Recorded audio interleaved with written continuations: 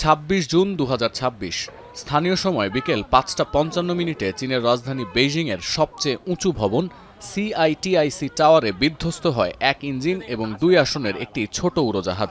ঘটনাস্থলেই মারা যান পাইলট, আহত হন বেশ কয়েকজন। এ ঘটনার সপ্তাহ পার হতে চললেও এখনও স্পষ্ট হয়নি কেন এবং কিভাবে বেইজিংয়ের সর্বোচ্চ স্কাইস্ক্র্যাপার এবং বিশ্বের ১০ম সর্বোচ্চ ভবনটিতে আছড়ে পড়ল উড়োজাহাজটি। বরং গোপনীয়তা নীতির কারণে চীনের মূলধারা সংবাদ মাধ্যমে সামান্যই প্রচার করা হয়েছে এই খবর, এমনকি চীনের সামাজিক মাধ্যম থেকেও মুছে ফেলা হয়েছে ১০৯ তলা বিশিষ্ট সিআইটিআইসি টাওয়ার সংক্রান্ত পুরনো পোস্ট, মিম ইত্যাদি। ইন্টারনেটে সহজে পাওয়া যাচ্ছে না দুর্ঘটনার ভিডিও ফুটেজও।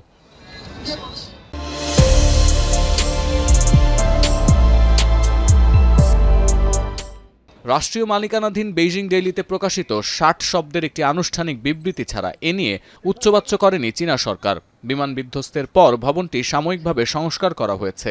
এছাড়াও অন্তত ৩টি বিমান পরিষেবা প্রতিষ্ঠানকে হালকা ওজনের বিমান চলাচল স্থগিত করতে নির্দেশ দেওয়া হয়েছে। কিন্তু এ নিয়ে গণমাধ্যমে কথা বলতে রাজি হয়নি মালিকপক্ষ। এমনকি কারা এই নির্দেশ দিয়েছে সেটিও জানা যাচ্ছে না। বিবিসির এক অনুসন্ধানী প্রতিবেদনে বলা হয়, বিমান বিধ্বস্তের পর ভবনটির ক্ষতিগ্রস্ত অংশ সংস্কার করা হলেও তা সাময়িক, অর্থাৎ স্থায়ী কোনো সংস্কার হয়নি। আরও চাঞ্চল্যকর তথ্য, এই সুউচ্চ ভবনটি আসলে China international trust and investment কর্পোরেশনের সদর দপ্তর এবং কমিউনিস্ট পার্টির সদর দপ্তর থেকে মাত্র কয়েক কিলোমিটার দূরে।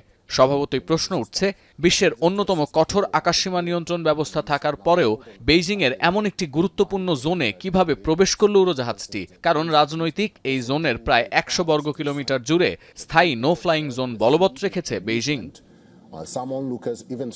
এমন সেন্সরশিপ চীনের জন্য নতুন কিছু নয়, তবে চীনা সামাজিক মাধ্যম থেকে ওই ভবনটির সব ধরনের ছবি সরিয়ে ফেলার কারণে সন্দেহের মাত্রা আরও বেড়ে গেছে। যদিও আই অন ডিজিটাল চায়না নিউজলেটারের দাবি, এ নিয়ে এত লুকোচুরির কারণ চীনা কর্তৃপক্ষ নিজেরাও এখনও দুর্ঘটনার সিকোয়েন্সটি ভালোভাবে পর্যালোচনা করতে পারেননি।